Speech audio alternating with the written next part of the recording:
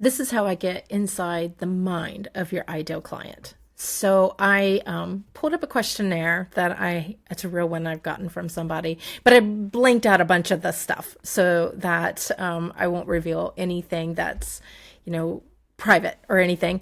But I want to just give you an insight in how I actually do this process. So here's a look at what I do. One of the first things that I do is I read your questionnaire. Sometimes I'm familiar with the person's content on LinkedIn, and other times I'm not at all. And anything in between there. So I look at the questionnaire and I look at your bio. They all kind of happen simultaneously. So I'm doing parts of your questionnaire. I'm doing parts of your bio that you put on social media, like your LinkedIn profile page. I look at your content, your website, your offer doc, because you'll see there's a place in here that I say, tell me about your business. And so I wanna get to know you. The first thing I start off with is who you are and what I'm sensing from you. And then I think about who your ideal client is based off of what you tell me. And I go through and I do that as well. I want to feel into this. This is all before I ever pull the human design chart. I know I'm going to be looking for where your defined centers are to find what your innate strengths are and what aligns to what your offer is and your ideal client. But even before I get there, I want to go on, some people call it instinct or intuition. This is something I've been doing for a very long time in my life. When you come from visual design, so I've been fashion designer, graphic designer, website designer, user design, like all of that stuff, you have to be able to articulate what your design is actually communicating. You have to be able to validate it and to help buyers or merchandisers, people that you're selling to understand what you're doing. You have to understand how people move through something. And then later on, I taught at a college, and I had to be able to teach and communicate. This is something that is the core of me. This is my lived wisdom right here coming at you. Not necessarily my red frequency, which, is the initial attraction, but this is my wisdom once you get inside. And I can put my lived wisdom in a nice wrapper of my red frequency, which is different. So for me, myself, part of my core is being able to see these patterns. It's a lifelong of studying human behavior because I used to do a lot of people watching. That's a huge part of design whenever you're in, especially visual design. Because if you ask somebody, take fashion design, for example, if you ask somebody, what color would you buy in this? They'll tell you one thing, but when they get into the store, they touch and they pick and they often buy something different because what we think we're going to do and what we do when we're feeling and living and loving, whatever life is dishing us at that moment, or maybe not loving, we act differently. So it's been a lifelong of study of that. And also my son is nonverbal. So there's so much of our communication that does not have words that go with it. So I'm very immersed in this. This is my lived wisdom. But my red frequency is solar plexus, and it's all about the emotions that come with it, the highs and the lows and the big ones and the small ones, and how you can shift around from those emotions and recognize it and hold it for other people and slow people down so that they don't feel so overwhelmed and everything. That's my red frequency. And if you follow me on LinkedIn, you'll notice that I put a lot of felt experience, and it's about birthing and creating things and those experiences that come with it. I always think of it as like, could we all be underdog movies, or a romance movie, how there's that experience of the highs and the lows. That's how I think about it. And so if you follow me, you notice I put that in my writing. It may not be the keynote of what I'm saying. It's just how I say it has that. So it's the tone, if that makes sense. So let's back up to now getting the report. What happens is I'm looking at where you are in that moment, because that is the core of what I'm really good at. And then I pull up your chart and I see what matches and what doesn't match. And sometimes something doesn't match up what I'm getting and what I'm seeing. And then there's a mismatch. And then I can go through and I can start to, did I miss something when I went through it? Am I not was looking at it in a different lens? Or are they projecting from that core? Like if I always said, here's how you can tell if somebody's gonna, say something before that, recognizing it in their body, from their body, how they look, how they're gonna say something before they actually say it. Or I got really good at in the store watching people. I could tell if somebody was gonna buy something or if they weren't. That's how good I got at studying what the behaviors were. And I could articulate that, but people would be like, yeah, not interested. Click, and they would click away from me. So it's until I wrap it in this red frequency that's when I started getting traction on LinkedIn.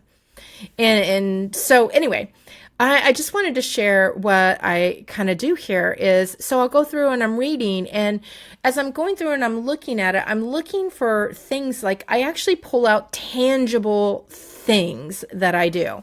So I've blotted out some of the content in here that I didn't think would be that I should be that didn't need to be added here for whatever reasons. I think we all know the obvious things, And so some of the things that I would go through and I like, oh my gosh, right here. Okay. Create awareness. Okay. So that would be one that I would write down, because as I'm going through and I'm reading all of this, there'll be a word or phrasing. Now this may never show up in their bio, may never show up in their content posts. It may never show up in their offer. But when you fill out the questionnaire, little things slip out. And this is where I find a lot of golden nuggets, because something like for me, when I come across and I'm reading this, they're creating. He said the word create when in this intake form. And looking at that, it's just blew up at me. Not just because I'm a creator, and a creative type, but we create awareness that's required to integrate into their daily lives. And so there's just something about this that really just facilitated what they're doing. Now, creation has a specific thing in human design, and we often associate it with the solar plexus. So that is a place that we do relate it to. But there is creation and creativity throughout the entire design. It's not just limited to that. So it's about figuring out what part of creativity are we talking about here. And so there's, again, things that just seem to kind of pop up, immersive. Okay, that's really getting in there, getting, into the things. So, deep inner work. Okay. All right. Deep inner work, carefully held. All right. So I'm thinking about that, when you're carefully holding it, where in human design might we be holding that? It could be the spleen, which is all about survival. It could be the solar plexus, which is more of the emotions. They're all kind of speaking to me, and I start piecing certain things together as I go through and I look at this. There's so much talk about the inner world. But I see right here, regulating their nervous system. Okay, yeah, I get that. You're probably are helping them with that. But when I read that, it was just like, well, it didn't have like sparkles. Like, it's hard to kind of describe. So I'm trying to describe it to you. What I sense is that did nothing for me. It didn't light up anything. And there's other parts that I felt like, ooh, what's this? Sort of thing. And there's certain words sometimes they'll get repeated and I'll see them. And often they're not in their bio. They're not in their about section. It's not on their profile page. It's not in their offer. It's not on their website. Sometimes it is, sometimes it's not. But there was also a lot of about being alive and how we live and on there. And so these are the things that I pull out. Like, what are some of those key things that not really open to looking within themselves? And so I think, well, what's the part that would be hard for somebody, or what's the thing that might be I'm willing to look at, but I really need help with? And I'm starting to get into mindset of who might come into this world secretly craving change. Okay, we all get that, right? It's all transformation on there. Inside, but inside is another story. They often feel like they're moving through life on autopilot. And this is another one that really stood out to me because, they're feeling like they're moving through life without feeling anything, and the solar plexus has some key gates in it that are all about the full breath of emotion. So it's kind of like, the way that I was kind of reading this, almost like a movie with no soundtrack, where it's only verbal dialogue, which I have seen one or two movies like that. It's a very different experience when there's no soundtrack. And I was thinking about, because the soundtrack brings up the emotions. They can help connect you so it's not just words on a screen, just like the visuals can come in and do that. So there's little things in here that when I was first reading this, I was just like, they're lacking the vibrance, the aliveness that comes from the solar plexus. The people that he's helping have numbed themselves to that. They've become this movie without a soundtrack, and they need help with the soundtrack to create that awareness, to be able to be in that moment. And so anyway, it turns out when I was going through and I was reading a lot of the content, it felt all mind driven. And I was like, it's like coming to a table reading to read a script, or getting a book that's a script, and reading the movie script where it has, off camera, this is happening, cue the whatever, this would be the scene that happens here. Here's the sound effect that we'd put in. And you're thinking about it, versus the movie where it's all there and the soundtrack's there and you're experiencing it. And that's the distinct things that I got from this, going through this. So when I opened up their design, they had the solar plexus, and it was on fire, had so many gates attached to it. And I was like, yes, this is the one, this is the red frequency. And because what happens is, imagine you have read 100 scripts, but all you did was read them by yourself. You didn't even say them out loud. You didn't even try to act them. You just read it. And maybe you're not a trained actor, because, maybe if you're a trained actor, my husband's a trained actor. And so I'm sure his experience of reading a script is completely different than mine.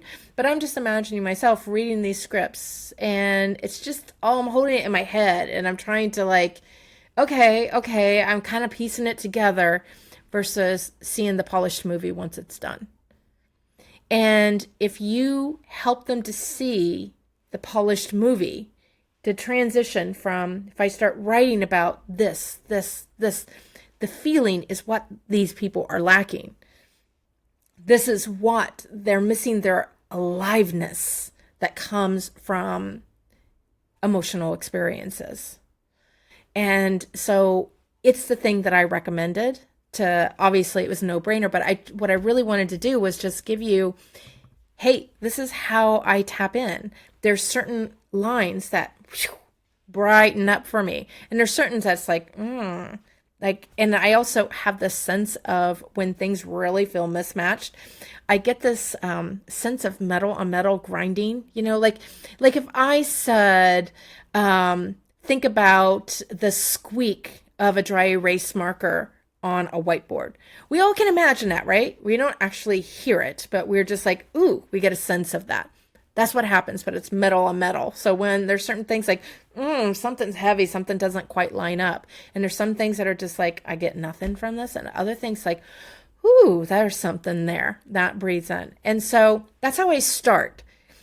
Then my logic comes in. Then I double check things. And then I track back to seeing how the pieces align. And I put all of that together long before I do the report.